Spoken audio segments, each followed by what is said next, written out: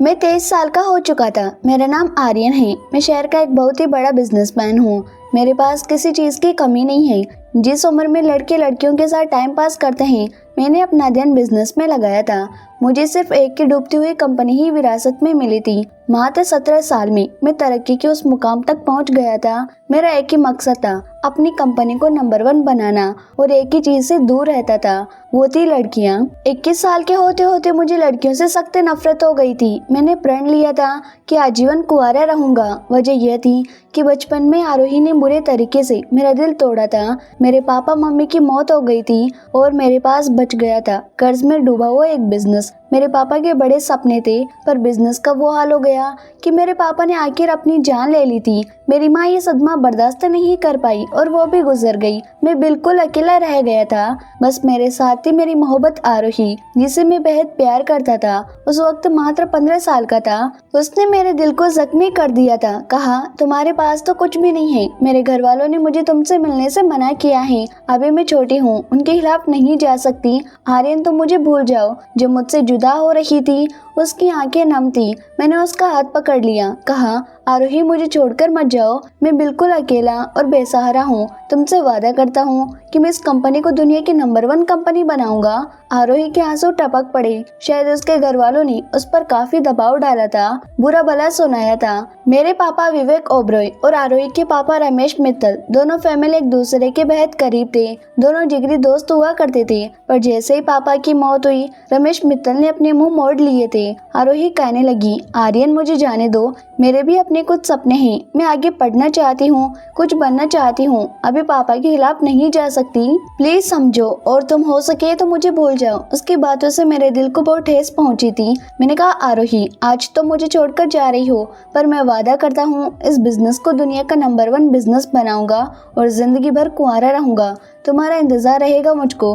मुझे पता है एक न एक दिन तुम मुझसे मिलने जरूर आओगी। ऐसा नहीं था कि आरोही देखने में बेहद खूबसूरत थी। वो मोटी गोलू मोलू थी, पर साथ खेलते खेलते मुझे अच्छी लगने लगी थी। जवानी में कदम रखा तो बस उसी का साथ था। आज ऑफिस खत्म होने के बाद मेरा दोस्त रोहित मेरे पास आ गया। कहने लगा, चलो ना, नाइट क्लब चलते हैं। पर मुझे ये सारी जगह बिल्कुल भी पसंद नहीं है, क्योंकि इन सब जगहों में मुझे लड़कियां ही लड़कियां नजर आती हैं, जो मुझे देखते ही पीछे पड़ जाती हैं। मुझे उनसे नफरत है। मैं फाइलों में अपना सर घुसा लिया तो रोहित कहने लगा, यार, आज वीकेंड है। तुम हर वक्त काम काम करते रहते हो, अपने स्टाफ पर भी दबाव डालते रहते हो। आखिर क्या चाहते हो? पूरे देश में तुम्हारी कंपनी नंबर 1 है। कभी थोड़ा एंजॉय भी कर लिया करो।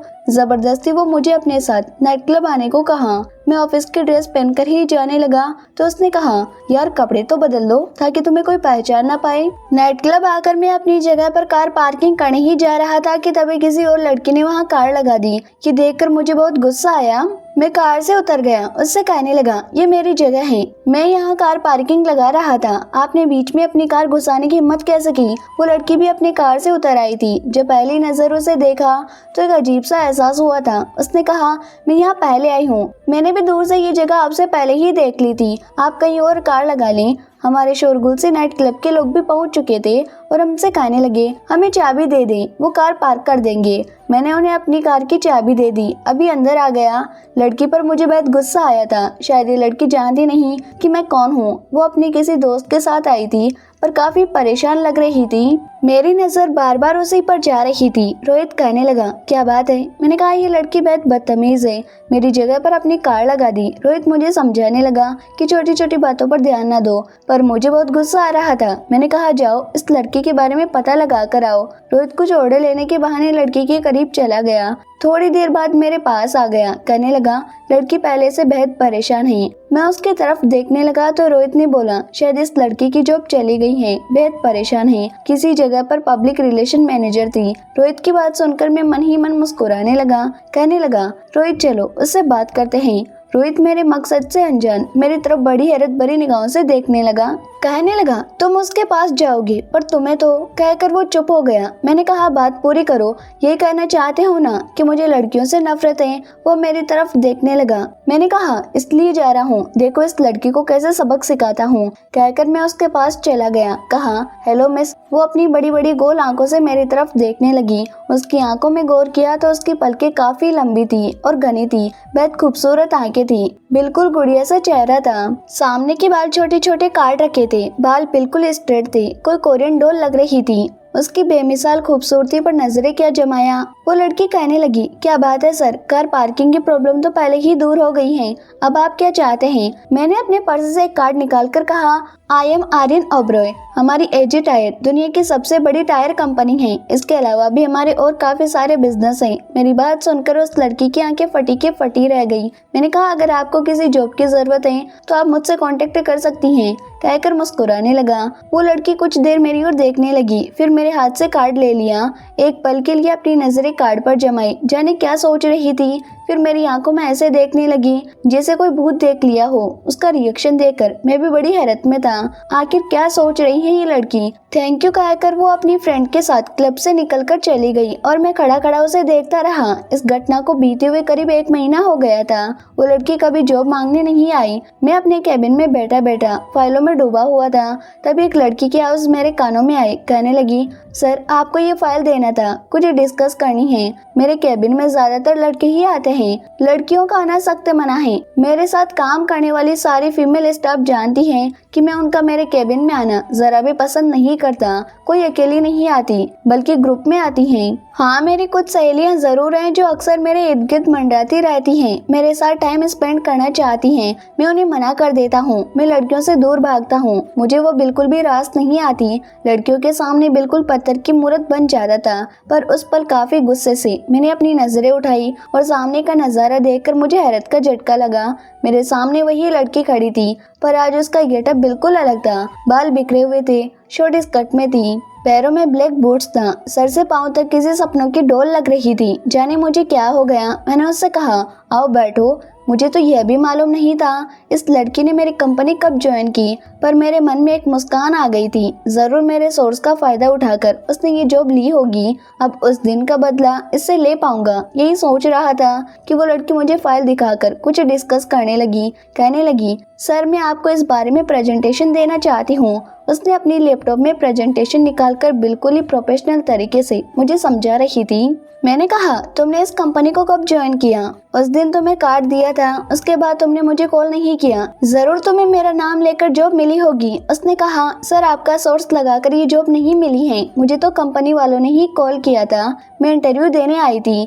HR मैनेजर को ये मालूम नहीं था कि आपने मुझे जॉब इंटरव्यू के लिए बुलाया था। मैं अपने बलबूते पर ही ये नौकरी हासिल की हूँ, मुझे किसी का एहसान तले नहीं दबना। आंखों में खुददारी झलक रही थी जिस पर मुझे गुस्सा आने लगा था। इसका प्रेजेंटेशन देखने के बाद मैंने कहा मैं इस बारे में बाद में डिस्कस करूंगा, तुम अभी जाओ। तुरंत ही अपनी कंपनी के HR मैनेजर को बुला लिया और उस लड़की की सारी डिटेल्स ले ली। लड़की का नाम कृतिका था। इससे पहले दूसरे शहर में रहती थी और अभी अभी इस शहर में शिफ्ट हुई थी। छुट्टी टाइम में रोहित को बुला लिया और उस लड़की के बारे में सारी बातें बता दी। मैंने कहा मैं इससे बदला लेना चाहता हूँ। रोहित कहने लगा तुम उस लड़की के पीछे क्यों पड़ गए हो, वैसे तो लड़कियां तुम्हारे पीछे पड़ी रहती हैं, आखिर क्या बात है आर्यन। मैंने कहा लड़कियां मेरे पीछे इसलिए पड़ी रहती हैं क्योंकि मैं पैसे वाला हूँ, नंबर 1 बिजनेसमैन हूँ। जब भी कोई पार्टी में जाता हूँ कोई ना कोई लड़की मेरे पास आ जाती है, पर ये लड़की उन लड़कियों जैसे नहीं है, बहुत खुददार टाइप है। रोहित हंसने लगा, कहने लगा अब समझ में आया तुम्हारा गुस्सा उस लड़की पर इतना ज्यादा क्यों है। उसकी तरफ देखने लगा तो कहने लगा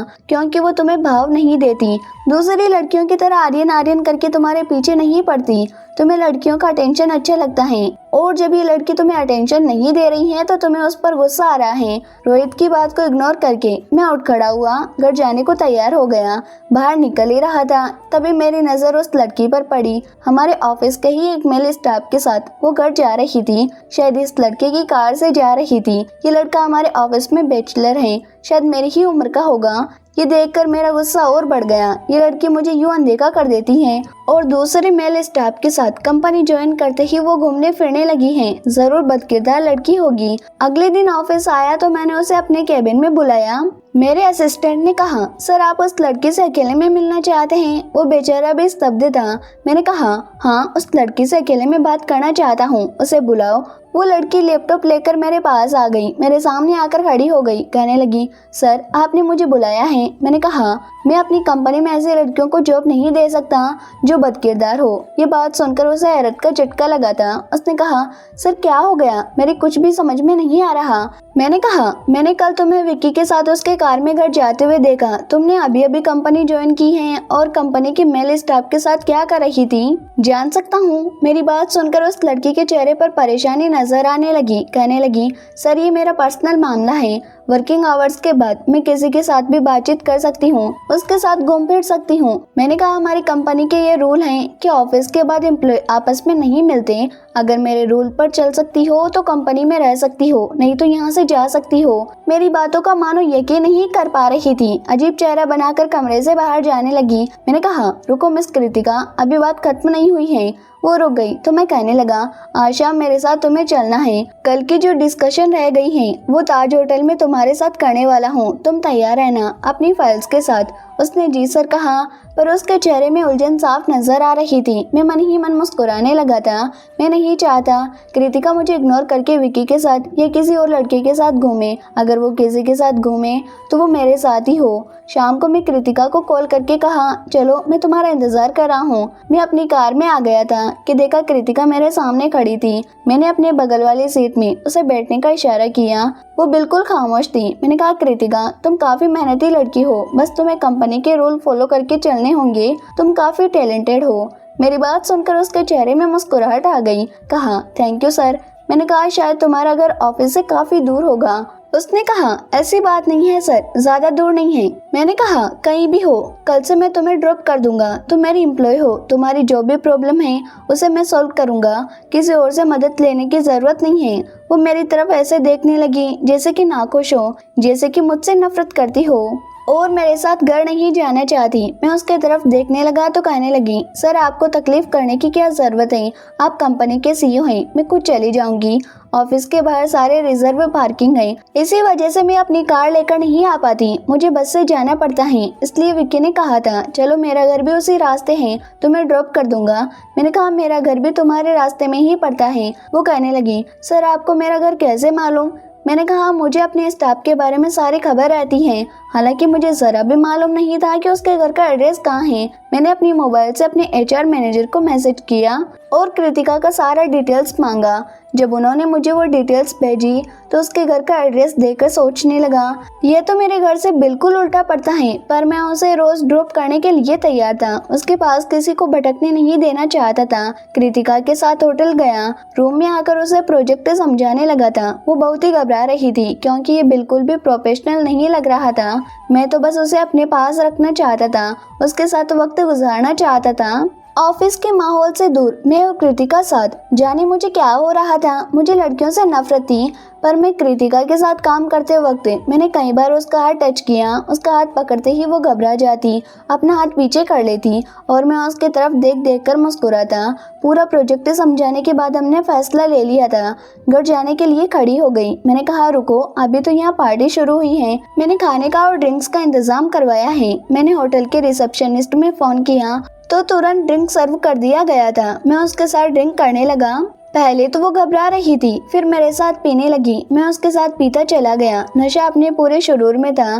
तभी अचानक से मैंने उसके गालों में हाथ लगाकर गालों को दबाने लगा। इतनी मुलायम और नाजुक थी। वो मेरी तरफ देखने लगी। मैंने कहा, कितनी खूबसूरत हो तुम। उसके चेहरे पर घबराहट और शर्म थी, लेकिन नशे में थी तो मुझे मना नहीं कर रही थी। अचानक उसने मेरे हाथों पर अपना हाथ रख दिया। कहने लगी, सर आप मेरे बॉस हैं, मुझसे क्या चाहते हैं? मैंने कहा, पता नहीं क्या चाहता हूँ, मुझे कुछ भी समझ में नहीं आ रहा। मैं तो हमेशा लड़कियों से दूर भागता हूँ, पर तुम्हें लेकर आज यहाँ बैठा हूँ, मुझे समझ में नहीं आ रहा।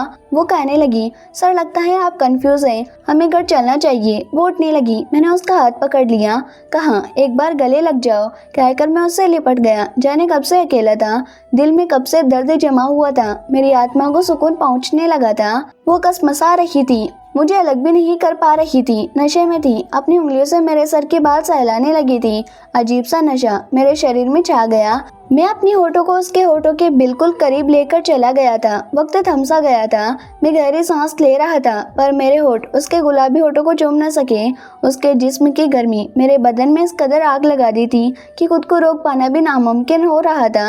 नशे में इस कदर डूबा हुआ था कि हर हद पार करने को जी चाह रहा था, पर ये 1 इंच की दूरी पार न कर सका। ऐसा लग रहा था उसके होठ मेरे होठों से मीलों दूर हो, मंजिल तक पहुंच न पाए। उसके सहारे ही चलने लगा था। उससे ज्यादा नशा मुझ में छाया था, क्योंकि उसने शराब कम पी थी। उसे घर ड्रॉप करके मैं अपने घर के लिए निकल गया था, पर अब वही मेरे ख्याल में थी। रोहित को कॉल करके मैंने कहा कि मेरे दिल में अब कोई जोर नहीं चल रहा। मैं कृतिका को अपने साथ होटल ले गया था।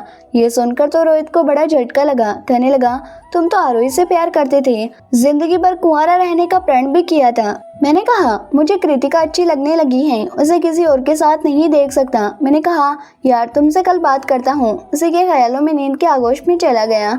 सुबह मैं ऑफिस गया तो सीधे कृतिका के पास चला गया, क्योंकि अब उसके बिना बेचैनी सी छाने लगी थी। लेकिन वहाँ का नजारा देखकर मुझे हैरत का झटका लगा। कृतिका की सीट बिल्कुल विकी के पास थी। दोनों हंस-हंस बातें कर रहे थे। ये देखकर मैं आग बबूला हो गया। मन कर रहा था विकी को अभी के अभी कंपनी से निकाल दूं, पर ऐसा नहीं कर सकता था। कृतिका को देखकर कहा, मेरे केबिन में आ जाओ। विकी और कृतिका मुझे देखकर बिल्कुल खामोश हो गए थे। जैसे ही वो मेरे केबिन में आई, मैं उस पर बरस पड़ा। कहा, विकी और तुम्हारे बीच में क्या लफड़ा चल रहा है? तुम्हारा बॉयफ्रेंड है क्या? मैंने तो तुम्हें पहले ही कहा था इस लड़के से दूर रहो। तुम्हें मेरी बात समझ नहीं आती? बताओ किस तरह से मैं तुम्हें समझाऊं? उसने कहा, सर आप क्या कह रही हैं? हम दोनों बातें कर रहे थे। मैंने कहा, तुम दोनों क्या कर रहे थे मैं देख चुका हूँ। मैं इस काम के पैसे अपने एम्प्लॉयज को नहीं देता कि आपस में गुलचेहरे उड़ाएं। ऐसे ही मेरी कंपनी नंबर 1 पोजीशन पर नहीं पहुंची है। मेरी बात सुनकर उसकी आंखों में आंसू आ गए थे। बहुत ही गुस्से और बदतमीजी के साथ मैंने उससे बात की थी, और उसकी आंखों में आंसू देखकर जाने क्यों मेरा गुस्सा ठंडा पड़ गया। मैं उसे दुख नहीं देना चाहता था। मैंने उस बेचारी के साथ जाने क्यों ऐसा किया। मैंने आज तक किसी भी लड़की के साथ ऐसे बिहेव नहीं किया। इनफैक्ट मुझे किसी भी लड़की की पर्सनल लाइफ से कोई मतलब नहीं रहता। मुझे एहसास होने लगा था कि मुझे इसे खोने का डर है, जिस तरह कभी आरोही गई थी। मैं कृतिका को नहीं खोना चाहता था। मैं उसके करीब चला गया, उसको हाथों को पकड़ लिया। कृतिका मुझे माफ कर दो, तुम्हारे साथ ऐसा बिहेव नहीं करना चाहता था। कभी किसी लड़की के साथ ऐसा बिहेव नहीं करता। तुम चाहो तो ऑफिस में पूछ सकती हो, जाने तुम्हें देखकर मुझे क्या हो जाता है। हाँ, वो पार्किंग वाली बात का गुस्सा मुझसे निकालते हैं ना, मैं ये जॉब छोड़ देती हूँ, तब जाकर शायद आपको चैन मिले। कहकर रोने लगी। मैं उसकी बातें सुनकर टूटने लगा था। मैंने कहा, ऐसा नहीं है, मैं तुम्हें सब एक्सप्लेन करूंगा, तुम मेरे साथ चलो। मैं उसे लेकर जाने लगा कि तभी मेरी नजर रोहित पर पड़ी। रोहित हम दोनों को देखने लगा, मन ही मन मुस्कुरा रहा था। मैंने कहा, रोहित मैं तेरा दांत तोड़ दूंगा, भले ही बहुत परेशान हूँ, और इस तरह से मुझे देखकर मत मुस्कुरा। कृतिका अब मेरे पीछे पीछे आ रही थी। मैं उसे लेकर सीधे अपने घर आ गया। मैंने उसका हाथ पकड़ लिया, घुटनों के बल उसके सामने बैठ गया, और फिर अपनी जिंदगी की सारी दास्तां बयां कर दी। उसे सब कुछ खुलकर बता दिया। कहने लगा, तुम्हें बहुत पसंद करने लगा हूँ। पहली बार ऐसा हुआ है किसी लड़की को किसी के साथ देखकर मुझे गुस्सा आता है। खुद ही समझ नहीं आ रहा मेरे दिल को आखिर हुआ क्या है। मेरी कहानी सुनते सुनते उसकी आंखों में आंसू आ गए थे। कहने लगी, मैं सोच भी नहीं सकती थी कि आपने 15 साल की उम्र से इतनी कड़ी मेहनत करके अपने बिजनेस को खड़ा किया, और वो भी सिर्फ इसलिए क्योंकि आप आरोही से मोहब्बत करते थे। मैंने कहा, आरोही से मोहब्बत करता था, पर अब शायद तुमसे करने लगा हूँ। मैं बहुत अकेला हूँ, तुम भी साथ नहीं दोगी तो मैं बिल्कुल ही टूट जाऊंगा। उसने मेरा हाथ पकड़ लिया। कहने लगी, आप मेरे बराबर में आकर बैठे। मैंने जब आपको पहली बार देखा था, आपको मेरे बाप का बिगड़ा औलाद ही समझा था। आपसे बात करके हर वक्त मुझे एहसास होता था कि आप घमंडी और बिल्कुल कड़क इंसान हैं, इसलिए आपसे दूरी बनाए रखती थी। पर मुझे आप पहली नज़र में ही पसंद आ गए थे। मैं आपके रूप पर फिदा हो गई थी, पर अपने जज्बात आपको कभी ना दिखाए, क्योंकि मैं किसी घमंडी इंसान से अपनी ज़िंदगी के तार नहीं जोड़ना चाहती थी। पर आज मैंने आपका वो नरम रूप देख लिया। मैं आपको बिल्कुल भी नहीं छोड़ सकती, कहकर मेरी बाहों से लिपट गई थी। मेरी कहानी उसके दिल को छू गई थी। उसने कहा, मेरा भी दुनिया में कोई नहीं है। मेरी माँ तो बचपन में ही छोड़कर चली गई थी और अभी 3 महीने पहले ही मेरे पापा की मौत हो गई। यही वजह थी कि मैं उस शहर को छोड़कर, जॉब को छोड़कर यहाँ चली आई थी, क्योंकि मेरे लिए वहाँ जी पाना बहुत मुश्किल था। मेरे पापा की ढेर सारी यादें थी। मैंने उसका हाथ पकड़ लिया, कहा, फिर मुझसे शादी कर लो, तुम्हें हमेशा खुश रखूंगा। उसने मुझे गले लगा लिया था। आरोही मेरे दिमाग और दिल से बिल्कुल निकल चुकी थी। जो लड़की मेरे बुरे वक्त में मुझे छोड़कर चली गई थी।